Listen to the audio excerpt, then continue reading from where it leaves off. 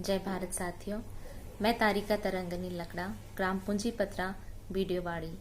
आज संघर्ष के माध्यम से मैं आप लोगों को दिनांक 3/12/2020 को बंजारी मंदिर प्रांगण में ग्राम तराईमाल पंचायत में जो जनसुनवाई हुई है और आज दिनांक 5/12/2020 को जो जनसुनवाई हुई है उनके विषय में जानकारी दे रही हूँ। साथियों, इन दोनों ही जनसुनवाइयों में कोई विशेष परिवर्तन नहीं था, सिर्फ तारीख का परिवर्तन था। ये दोनों ही जनसुनवाई फर्जी हुई है क्योंकि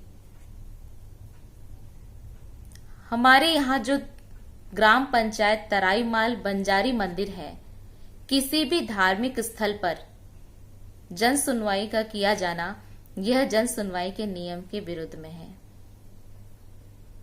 3 दिसंबर 2020 को मां शिवा स्टील कंपनी के विस्तार के लिए जन सुनवाई का आयोजन छत्तीसगढ़ पर्यावरण संरक्षण मंडल ने पर्यावरण प्रदूषण की स्वीकृति पाने के लिए किया था।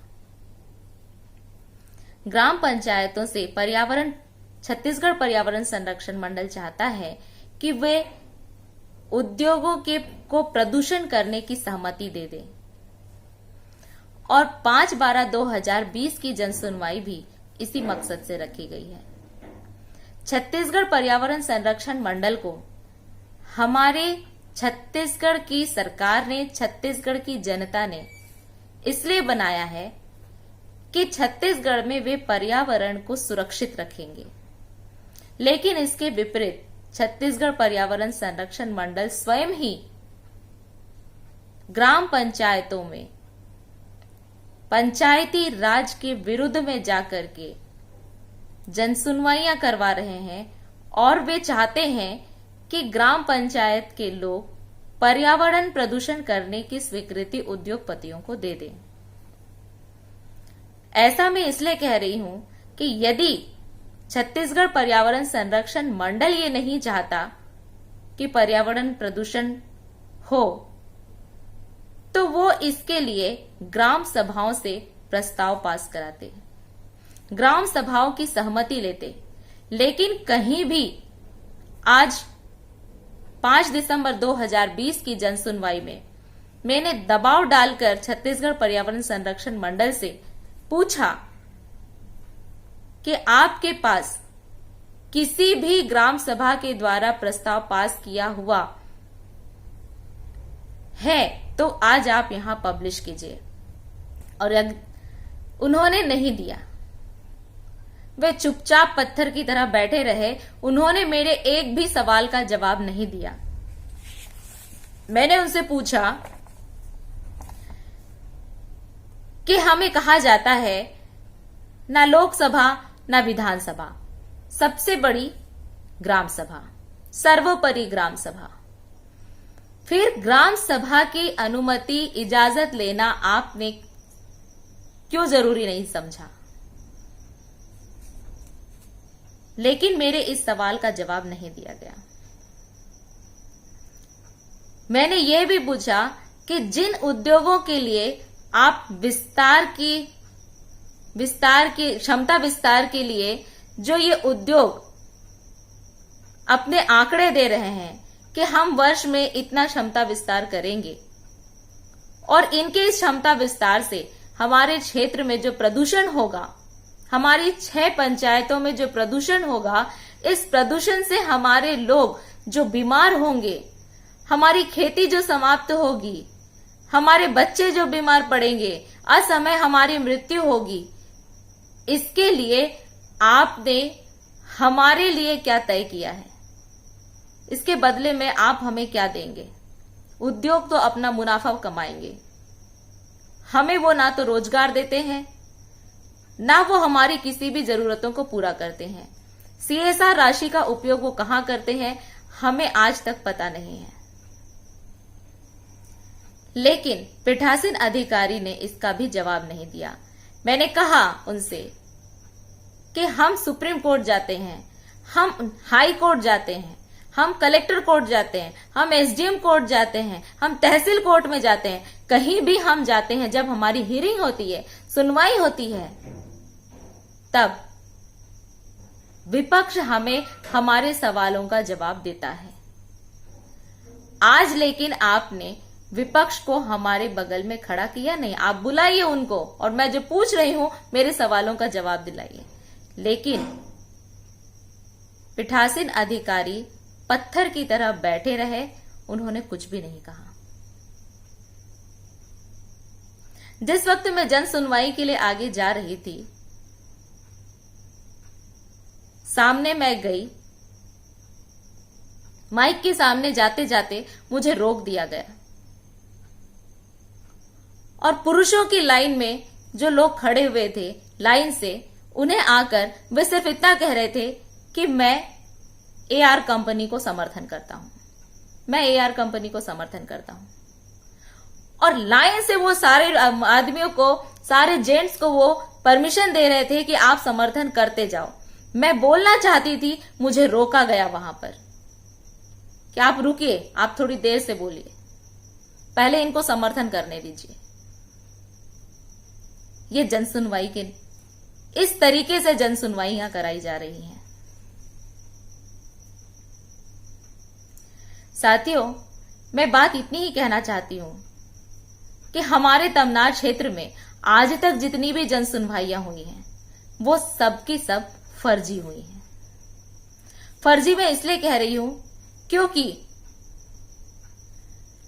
जनसुनवाइयों में बाहरी लोगों को आने की अनुमति नहीं है। आप जिन क्षेत्रों को, जिन पंचायतों को प्रभावित बता रहे हैं, जिनको आप नोटिफिकेशन देते हैं, उन्हीं पंचायतों को वहां जाकर बोलने का अधिकार होता है कि वे उद्योग चाहते हैं या नहीं चाहते हैं, उद्योग का विस्तार चाहते हैं या नहीं चाहते हैं। लेकिन हमारी 6 पंचायतों को नोटिफिकेशन जारी किया गया, उन्हें बताया, उन्हें जारी करने के बाद में आज जन सुनवाई में बिहार के लोग, उड़ीसा के लोग, उत्तर प्रदेश के लोग, पश्चिम बंगाल के लोग, झारखंड के लोग, सभी प्रदेशों के लोग आकर जन सुनवाइयों में समर्थन दे रहे थे।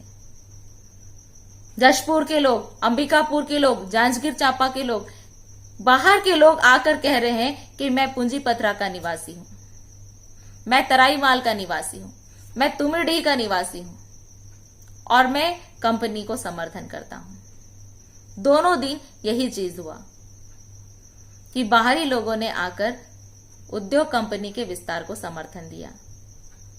और इन बाहरी लोगों की कीमत होती है, जैसा मैं हमेशा कहती हूं, जनसुनवाई में आकर समर्थन करने के लिए इन्हें एक चाय, 2 समोसा 100-200 रुपए से ज्यादा नहीं मिलता है, और वो हम स्थानीय लोगों की जिंदगी का सौदा करते हैं।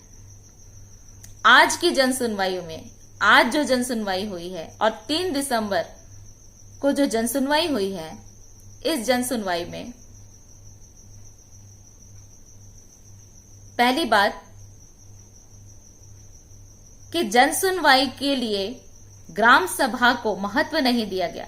ग्राम सभा से सहमति नहीं ली गई, अनुमति नहीं ली गई। हमारी ग्राम सभाएं क्या चाहती हैं, क्या नहीं चाहती हैं, उन्हें उद्योग से और क्या उम्मीदें हैं, ये सलाह नहीं लिया गया और जनसुनवाई रखी गई, जो कि छत्तीसगढ़ पंचायती राज के खिलाफ में था। तो ये जनसुनवाई फर्जी हुई। दूसरी बात कि इस जनसुनवाई में जो लोग आकर उद्योग को समर्थन कर रहे थे, वो लोग भी 80% फर्जी थे, क्योंकि वो इन पंचायतों के लोग थे ही नहीं। आज की जनसुनवाई में जो ग्राम पंचायत सामारोमा में स्थित पूंजीपत्रा गांव में है, इस पंचायत का सरपंच ही फर्जी जाति प्रमाण पत्र धारी है, जिस पर फर्जी दस्तावेज इस्तेमाल करने के अपराध में के आरोप में चुनाव आयोग में केस चल रहा है। वो सरपंच भी फर्जी है। और इतने सारे फर्जीवाड़े को शासकीय कार्यवाही बताते हुए पुलिस की सुरक्षा में कराया जा रहा है, वो भी मंदिर प्रांगण में।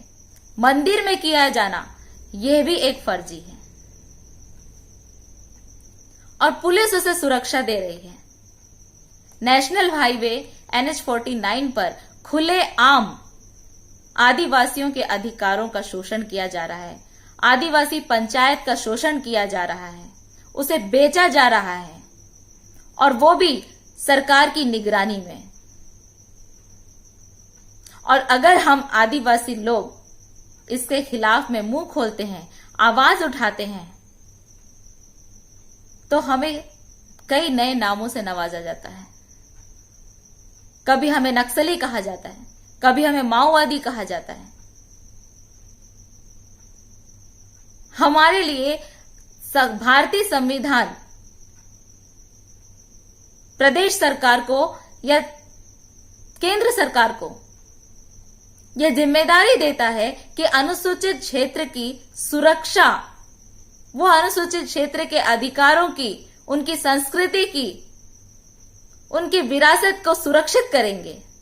लेकिन इसके विपरीत खुले आम नेशनल हाईवे 49 पर आदिवासी पंचायतों की बोली लग रही है, नीलामी हो रही है, वो भी बाहरी लोग आकर के हमारी जिंदगियों की कीमत लगा रहे हैं, सरेआम हमारी जिंदगियों को बेच रहे हैं और सरकार ये सब कुछ करवा रही है। सरकार इससे, इस गलत काम के लिए सुरक्षा भी दे रही है। इसलिए आज इस जन सुनवाई का मैंने विरोध किया है और मुझसे जहां तक इसके लिए लड़ते बनेगा, अगर सुप्रीम कोर्ट जाना पड़ा तो मैं इसके लिए सुप्रीम कोर्ट भी जाऊंगी। आप सबने मुझे सुना।